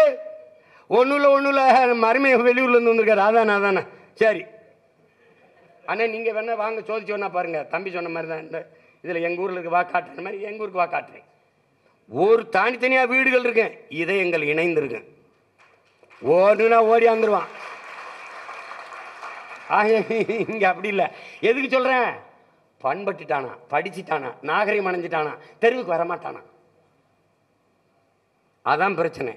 அடுத்தது என்ன சொல்கிறாரு? பண்பட்டது போர்க்குணம் மற்ற போயிடுச்சு. தன்னிடத்தில் இருப்பதை விட பிறரிடத்தில் இருப்பது உயர்ந்ததுங்கிற எண்ணம். வெள்ளக்காரன் உனக்கு ஒரு பழமொழி சொல்கிறான்டா, ஆல் த கிளிட்டர்ஸ் நாட் கோல்டுங்கிறான், மின்னுவதெல்லாம் பொன்னல்லங்கிறான். உனக்கு ஒரு பழமொழி சொல்லிருக்காண்டா, இக்கரைக்கு அக்கறை பச்சைன்னு. நீயே பச்சையில் தான் நிற்கிற, ஆனால் ஓம் பச்சையை விட அந்த பச்சை பெரிய பச்சையை தெரியுது. இப்போ இதை மாத்திரம்டா, எக்கரைக்கும் இக்கரையே பச்சைங்கிறான். அவன் நேரம் பொன் போன்றது இல்லை, உயிர் போன்றதுங்கிறான். இது ரெண்டுக்கு இருக்க வித்தியாசம் தான். அப்போ இது எதை கவனிக்கணும் பாரு,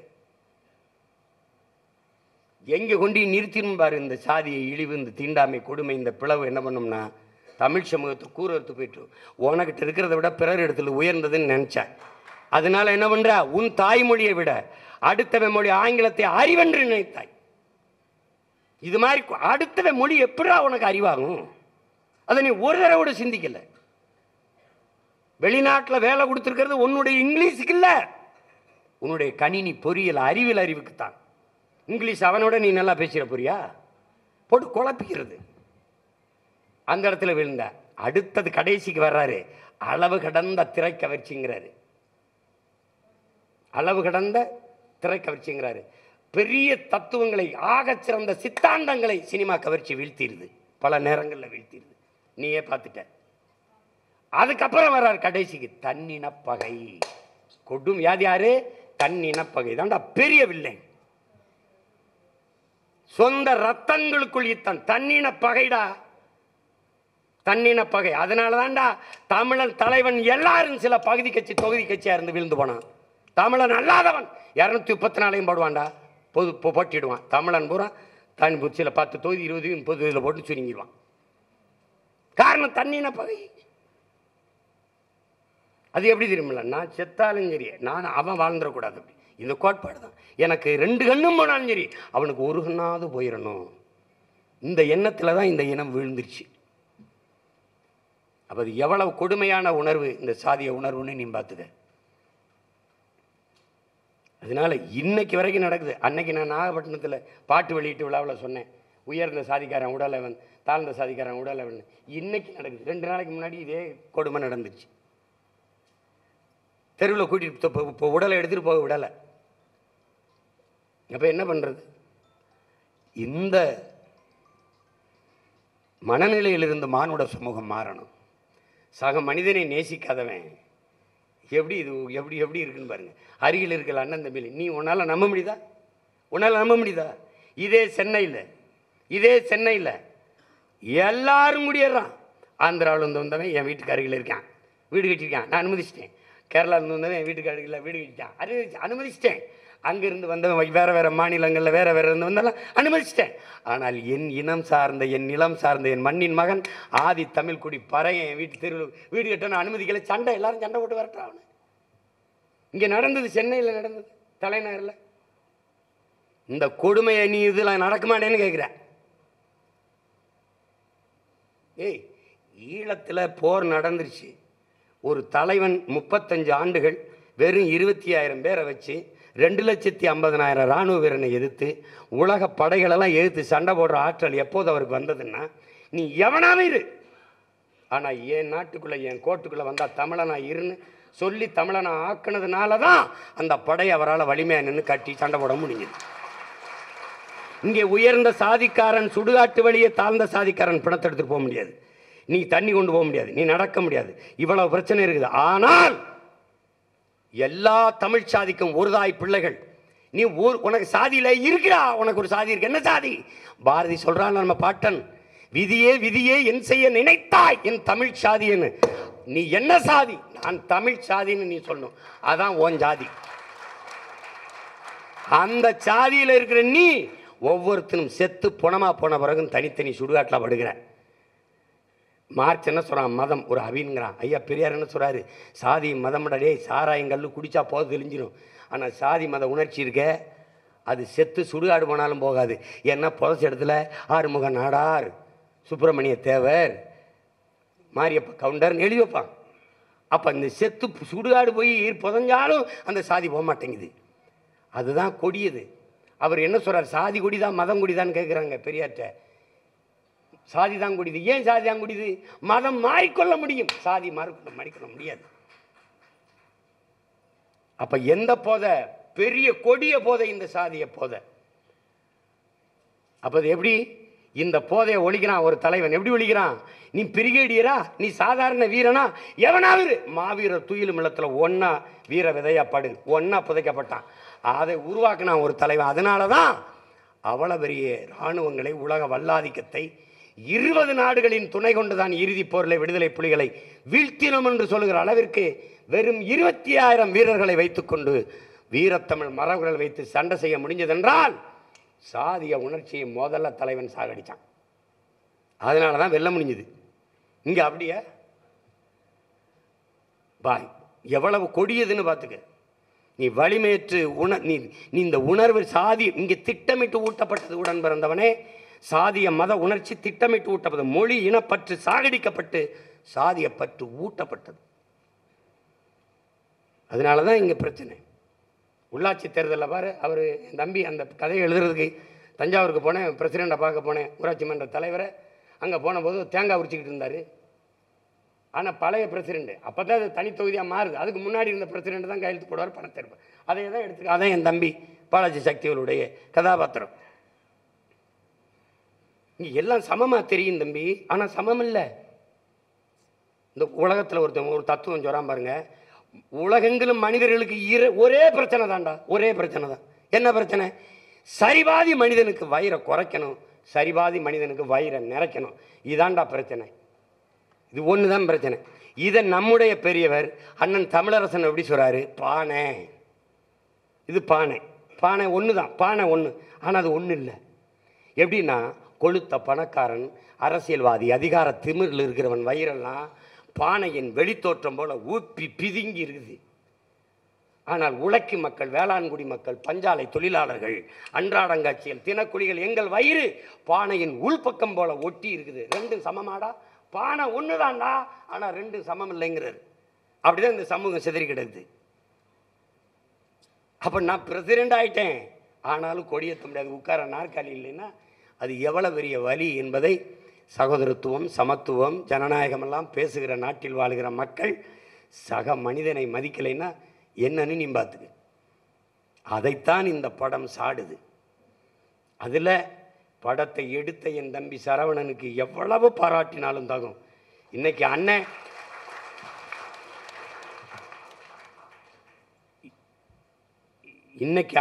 இவ்வளவு தான் செய்ய முடிகிற நிலைமையில் இருக்கேன். ஆனால் இப்படியே இருக்காது.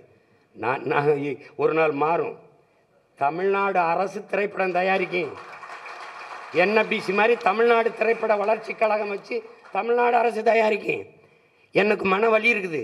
நான் அதிகாரத்தில் இருந்தேன்னா எங்கள் அப்பா பால்மேந்திராவையும் அப்பா மகேந்திரனை இப்படி சாக விட்டுருக்க மாட்டேன். நான் விளையாட்டு வீரர்கள்லாம் தத்தெடுத்து நிறைய காசு கொடுக்குற மாதிரி ஒரு விருதை வென்று வந்தால் அள்ளி கொட்டு கொடுப்போம். பத்திரிகையாளருக்கு தனி வீடு கொடுக்குற மாதிரி படைப்பாளிகளுக்கு தனி வீடு, அவர்களுக்கு வாகனம், அவர்களுக்கு எரிபொருள் எல்லாம் கொடுத்துருவோம். வேலை சசிகுமார் தத்தெடுக்கப்பட்டார், செந்தில் தம்பி பாலாசி சக்தியில் எடுக்கப்பட்டார், இந்த ராஜமுருகன் சார் நல்ல படைப்பாளி. பாப்பா ஒரு குழு இருக்கும், கதையை தேர்வு பண்ணு, நல்லா இருக்குது கதை, தயாரி. என்னங்க அரசு சினிமா எடுக்கிறதானே? அரசு சாராயம் வைக்கும்போது அரசு சினிமா எடுக்கக்கூடாதாடா? கலை கலை நானே எடுக்கிறேன். என் படத்தை எடு, நீ இல்லையா படத்தை கொடுத்துட்டு போய் நான் வெளியிடுறேன், உலக பட விழாவை கொண்டு போகிறேன். அன்னைக்கு யாரா சிறந்த நட்சத்திரம்?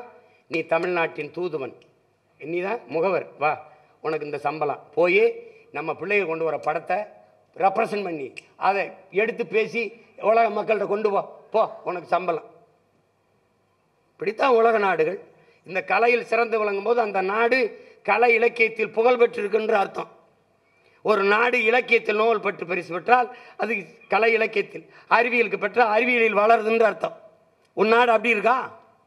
உன் நாடு அப்படி இருக்கா சொல்லு. கன்னிமாரான் நூலகத்திலே இடமில்லை, இடித்து விட்டு 100 ஏக்கரில் கட்டுவோம், அறிவு பசி கொண்டு தேசத்தின் இளைஞர்கள் அடைகிறார்கள் என்று இடித்துட்டு 100 ஏக்கரில் கட்டினால் அறிவு பசி கொண்டு அறிவார்ந்த சமூகமாக இந்த நாடு வளருது என்று பொருள். ஆனால் சென்னை மத்திய சிறையில் இடமில்லை, இடித்துவிட்டு புழல்ல 100 ஏக்கரில் சிறை கட்டுவோம் என்று கட்டினால் இது குற்றச் சமூகமாக உருவாகிறது என்று பொருள். எந்த நாட்டிலே நீதிமன்றத்திலே மருத்துவமனைகளே கூட்டம் குறைகிறதோ அந்த நாடு தாண்டா குற்றமற்ற சமூகம், அந்த நாடு தாண்டா ஆரோக்கியமான சமூகம். இன்னைக்கு மருத்துவமனைக்கு போனால் படுக்க இடம் இல்லாமல் தரையில் படுத்து கிடக்கிறான் நோயாளி. என்ன நாடு? மருத்துவத்தில் தரம் இருந்தால் மருத்துவமனையில் எண்ணிக்கை குறையணும், உடல் மக்கள் ஆரோக்கியமாக இருந்தால். மருந்திலே தரம் இருந்தால் மருத்துவமனையில் எண்ணிக்கை குறைவாக இருக்கணும். மருத்துவத்தில் தரம் இருந்தால் மருந்தகத்தில் எண்ணிக்கை குறைவாக இருக்கணும். தெருவுக்கு தெரு மருந்தகம், எங்கு பார்த்தாலும் மருத்துவமனை. காரணம் நோயாளிகள். அப்ப இந்த சமூகம் எதை நோக்கி போகுது? அப்ப அப்படிப்பட்ட சமூகத்தை உருவாக்கணும், என்ன பண்றது? அதை தான் நம்ம சிந்திக்க வேண்டியது இருக்கு. நீ கவனிச்சுக்க, உடன் பிறந்தவனே, சாதி மதம் சாமி இதை பற்றி சிந்திக்கிறவனுக்கு மக்களை பற்றி சிந்திக்க நேரம் இருக்காது.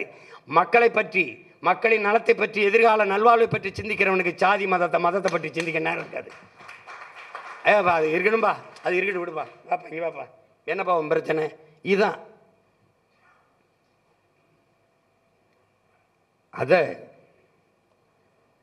அதை கவனத்தில் எடுத்துக்கிட்டு செய்யணும். இங்கே இருக்கிற படைப்பாளிகள் 3 படைப்பாளிகள் சேர்ந்து ஒரு சிறந்த படத்தை, என் தம்பி சமுத்திரக்கனி வரலை, வெளியூரில் படப்பிடிப்பு இருக்கிறான், சிறந்த கலைத்திறனை வெளிப்படுத்தினாங்க. அதில் என் தம்பி சசிக்கு இந்த படம், என் தம்பி ராஜமுருகன் சொன்ன மாதிரி மிக முக்கியமான படம். அவன் படத்திலே சமீபத்தில் நடித்த 3 படங்களை நான் பாராட்டினேன். 1 அயோத்தி, 2வது கருடன். இந்த கருடனில் என் தம்பி சரவணன்ட்ட ராத்திரியில் எடுத்து பேசினேன். அவன் நினைப்பேன் அண்ணன் தூங்கியிருப்பாருன்னு, நான் நினைப்பேன் தம்பிக்கு போடுமா தூங்கியிருப்பானான்ட்டு. நாங்கள் என்னைக்கு 2-3 மணிக்கு முன்னாடி தூங்கினோம் போடுறது. போட்டோன்னே என்னடா படம் இப்படி எடுத்துனா அருமையாக எடுத்துட்டான்.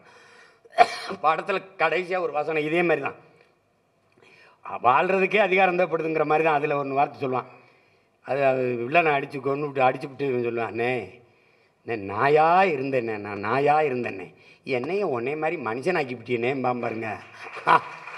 அதை அதை அந்த முழு படமும் அதுதான் அதை சொல்கிறது தான் படம். அந்த மாதிரி அதுக்கப்புறம் அந்த கருடன் படம் என் தம்பிக்கு, அதுக்கப்புறம் இந்த படம்.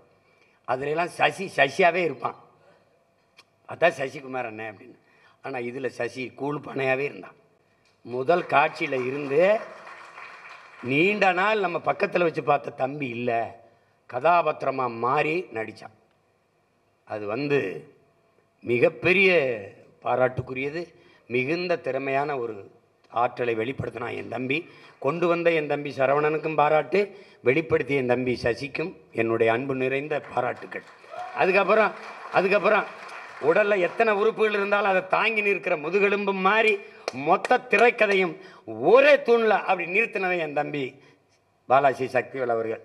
அவன் இல்லைன்னு வச்சுக்க, அது சசி நானுமே பேசணும், அண்ணே அவர் சரியாக நடிக்கலைன்னா நம்ம எப்படின்னு நின்று அவர் நல்லா நிறுத்திட்டு. ஏன்னா இங்கே வில்லன் இல்லாத வேலையில் படத்தில் கதாநாயகனுக்கு ஒன்றும் இல்லை, அவன் ஒன்று போட்டால் தானே நம்ம ஒன்று போட முடியும். இப்போ இந்த உதாரணமாக ஒன்று போட்டு காட்டுறேன் பாரு. ஏய், தனிமரம் தோப்பாகாது, அவன் நான் தனித்தனி மரம்லாம் சேர்ந்து தான் தோப்பாகுது. ஏய், ஆழம் தெரியாமல் காலை விடாத, காலை விட்டா தாண்டா ஆளை என்னென்ன தெரிஞ்சுக்க முடியும். அப்போ அவன் ஒன்று போட்டால் தான் நம்ம ஒன்று போட முடியும். அதில் பாலாஜி சக்திவேல் என் தம்பி அவன் நடிப்பு போட்டால் தான் இவங்கெல்லாம் துவைக்க முடியும். ஏன்னா சூரியன் பழிச்சிருந்தா தான் அப்புறம் இரவில் நட்சத்திரம் மின்ன முடியும். அது மாதிரி மொத்தத்தையும் தூக்கி நிறுத்திட்டான். கனமான ஆளில் பாத்திரமும் கனமாயிருச்சு. ஜிம்முக்கு போகும்போது கனமாக இருக்கிற ஒரு தம்பி, அண்ணே நீங்களும் வெயிட்டு போடுங்கண்ணே, ஏற்கனவே போட்டு தாண்டா இருக்கேன். அந்த மாதிரி அவன் கனமான கதாபாத்திரம் அவனுடைய உடல் மொழியிலையும் சின்ன சின்ன பாவங்கள்லேருந்து இதில் அழகாக அதை எடுத்துக்கொண்டு போய் சேர்த்துட்டான். எல்லாம் அந்த புதுமுக நடிகை சுருதி கந்தசாமியா அவங்களும் நல்லா நடிச்சிருந்தாங்க. இது சின்ன சின்ன பிள்ளைகள்லாம் நடித்த எல்லோரும் வந்திருக்காங்க. ரொம்ப அருமை. அந்த சின்ன பையன் வந்தான்ல தம்பி மகனை நடித்தவன், இவனே இப்போ தான் அவனை முழுசாக பார்க்குறான். ஏய், இவ்வளவு அழகான பையனாக இருக்கா நீ அப்படிங்கிறான். யார்? சச்சி. அதில் கருப்படிச்சு விட்டு தடையை வளர்த்து பார்க்க ஒரு மாதிரி இருந்தானா, இப்போ பார்த்தா யாரும் வெள்ளைக்கார விட்டு போய் உள்ள பிள்ளை மாதிரி இருக்கிற மாதிரி அழகாக இருந்தோன்னு சொல்கிறேன், என்னடா இவ்வளோ அழகான பையனாக இருக்கா நீ அப்படின்னு. அந்தளவுக்கு ஆட்களை உருமாற்றி அவர்களுடைய உடல் மொழியை மாற்றி மிக அழகாக அந்த படத்தை செதுக்கி கொண்டு வந்த என் தம்பிக்கு எவ்வளவு பாராட்டினாலும் தகும். அதனால் அது யாருங்க இவங்கெல்லாம் பாராட்டுறதுன்னு நினைக்காத. இன்றைக்கி நான், நாளைக்கு 4 பேர், அப்புறம் 4000 பேர், அப்புறம் 40,000 பேர், அப்புறம் 4 லட்சம் பேர், அப்புறம் 4 கோடி பேர், அப்புறம் நாடு, அப்புறம் உலகம். அப்படி தான் தம்பி. எதையும் தனி மனிதன் கருத்தென்று தள்ளி வைத்து விட முடியாது. உலகத்தில் எந்த தத்துவங்களும் இதிகாசங்களும் புராணங்களும் எல்லாம் தனி ஒரு மனிதனால் சொல்லப்பட்டதான். நந்தன் சிறந்த படைப்பு, நாங்கள் இன்னைக்கு சொல்கிறோம்.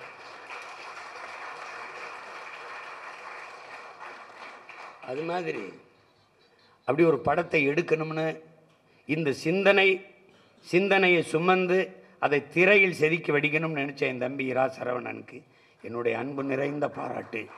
அதற்கு தோள் கொடுத்து துணையாக நின்ற என் தம்பி சசிகுமாருக்கு, என் அன்பு இளவல் சசிகுமாருக்கு பாராட்டு. அதே மாதிரி தம்பி சமுத்திரக்கனி, என்னுடைய தம்பி பாலாஜி சக்திவேல், எல்லாருக்கும் அதில் பணியாற்றிய ஒளிப்பதிவாளர் புதுசுன்னா அவர் நல்லா ஒத்துழைச்சிருக்கார். படத்தொகுப்பாளர், இசையமைப்பாளர் தம்பி ஜிப்ரான், எல்லாருடைய பங்களிப்பு ரொம்ப அசாத்தியமானது. அதில் முன்ன பின்ன கொஞ்சம் முன்னாடி இந்த கதையை எல்லாருக்கும் சொன்ன என் தம்பி என்கிட்ட ஒரு தடவை சொல்லியிருந்தானா இன்னும் கொஞ்சம் அது பண்ணியிருக்கலாம். பாடல்கள் இப்படி கொண்டு வந்துடும் அப்படி கொண்டு வரணும். இப்போ பேசி பயன் இல்லை. எப்படி பார்த்தாலும் ஒற்றை மகனாக ஒரு சமூக மாறுதலுக்கு அவனால் அவன் பிறந்த பையனுக்கு கடமைக்கு செஞ்சுருக்காங்கிறது அது மறுக்க முடியாது. பெரிய பாராட்டு. சமூக பொறுப்போடு, வணிக சிந்தனையற்று சமூக பொறுப்போடு படைக்கப்பட்ட ஆகச் சிறந்த படைப்பு நந்தன். அந்த படைப்பை நம் பாராட்டுவதன் மூலம் நாம் பெருமைப்பட்டுக்கிறோம். இதை ஏதோ கடமைக்கு செய்கிறேன்னு நினைக்காத, என் கடமையாக செய்கிறேன். அது ரெண்டுக்கும் வேறுபாடு இருக்குது. அதில் இந்த படத்தை போற்ற வேண்டியது ஒவ்வொரு மகனின், ஒவ்வொரு குடிமகனினுடைய பொறுப்பும் கடமையும். அந்த உணர்வில் தான் என் தம்பி பாண்டே இங்கே வந்து உட்கார்ந்துருக்கான். அவன் சொன்னான் பாருங்க, என்கிட்ட மட்டும் காசு இருந்ததுன்னா நானே வாங்கி வெளியிடுவேன். ஏன்னா உணர்வு இருக்கிறவன்ட்ட பணம் இருக்காது, பணம் இருக்கிறவன்ட்ட உணர்வு இருக்காது. இது வந்து நான் இல்லை, ஐயா இருக்கார்ல, அவர் ஒரு விழாவில் சொல்கிறாரு, இங்கே ஒரு முரண் இருக்குது. நல்ல தயாரிப்பாளருக்கு நல்ல இயக்குனர் கிடைக்க மாட்டான், நல்ல இயக்குனருக்கு நல்ல தயாரிப்பாளர் கிடைக்க மாட்டான். அதனாலே நல்ல படம் தமிழ்நாட்டில் வரதில்லை. உங்களுக்கு புரியுதுன்னு நினைக்கிறேன். நான் வரும்போது சொல்லிட்டு இருந்தேன், அவனுக்கு வந்து வறுமை, பணம் இல்லை, அவசர அவசரமாக வேகமாக சாப்பிட்டு ஓடுவோம்ல, அப்படி ஓடிட்டான். கொஞ்சம் நிதானமாக நின்று காசு இருந்து பணத்தை பற்றி கவலை இல்லை, நல்லா எடுப்போம்னு எடுத்திருந்தா இன்னும் 4-5 மடங்கு இந்த படத்தை தரத்தில் சிறந்த படமாக அவனால் கொண்டு வந்திருக்க முடியும். ஆனாலும் தான் கொண்டு வந்த கருத்தை சிதைய விடாமல் கொண்டு வந்து கொடுத்துட்டான். சுகமான பிரசவமாக பிரசவிச்சிட்டான். அதில் என் தம்பி சரவணனை உளமாற உச்சி முகந்து நான் பாராட்டுகிறேன். என் அன்பு நிறைந்த வாழ்த்துக்கள், பாராட்டுக்கள் படக்குழுவினர் அனைவருக்கும். நந்தன் போல சிறந்த படைப்பை நீங்கள் கொண்டு வரணும். இன்றைக்கு பிறந்தநாள் காணுகிற என் அன்பு தம்பி என் ஆறுயிர் இளவல் சசிகுமாருக்கும், அவரை வைத்து இயக்கி கொண்டிருக்கிற என் தம்பி ராஜமுருகன் சிறந்த படைப்பாளி, ஆகச்சிறந்த ஒரு சிந்தனையாளன். அவன் அவன் அவன் யாருன்னு நீங்கள் இன்னொரு தடவை பார்க்கணுன்னா நீங்கள் ஜோக்கர் பாருங்கள், குக்கு பாருங்கள், ரொம்ப அழகாக இருக்கும். அது ஜோக்கர்லாம் வந்து அப்படி ஒரு கதையை எவனாலும் கற்பனை முடியாது, எப்படியும் கற்பனை இதை எடுக்கணும்னு தோண முடியாது. அதில் எனக்கு ரொம்ப பிடிச்ச படைப்பாளிகள் எல்லாம் இங்கே இருக்கிறாங்க. என் தம்பி வழக்கு எண் 18 என்ன படம் எடுத்துருப்பான், சாம்ராயில் எப்படி எடுத்துருப்பான், பெரிய படைப்பாளி அவன். காதல்லாம் எவ்வளோ பெரிய, அதை காதல் படத்தை எடுத்து விட்டான். அம்மா வாசுகி எனக்கு ஃபோன் அடிச்சு, சீமான் உங்கள் தம்பி தானே சக்தி சொல்ல மாட்டீங்களா, 10ஆம் கிளாஸ் படிக்கிற பிள்ளையே காதலிக்கிற மாதிரி எடுத்து விட்டுருக்காரு, இது எப்படி இப்படின்ட்டு. அது படம் பயங்கரம் ஓடி போயிடுச்சு. நான் சொல்கிறேம்மா அப்படின்னு சொல்லிவிட்டு, அது மாதிரி சிறந்த படைப்பாளிகள்லாம் சேர்ந்து ஒரு சிறந்த படத்தை எடுத்திருக்கிறார்கள். ஆனால் நம்ம பாராட்ட வேண்டியது கடமை. அந்த கடமை செய்த நிறைவு எனக்கு இருக்குது. இந்த விழாவில் எல்லோரும் வந்து பங்கேற்று நம்ம அன்பு பிள்ளைகளை வாழ்த்த வந்தமைக்கு என்னுடைய அன்பும் நன்றியும் வணக்கமும். குறிப்பாக இந்த மேடையிலே வீற்றிருக்கிறதிலே சிறப்பு என்னுடைய அண்ணன் ஞானவேல் அவர்களும் என்னுடைய அன்பு தம்பி பாண்டே அவர்களும். அவர்கள் எல்லாருக்கும் என்னுடைய அன்பும் வாழ்த்துக்களும். நன்றி, வணக்கம்.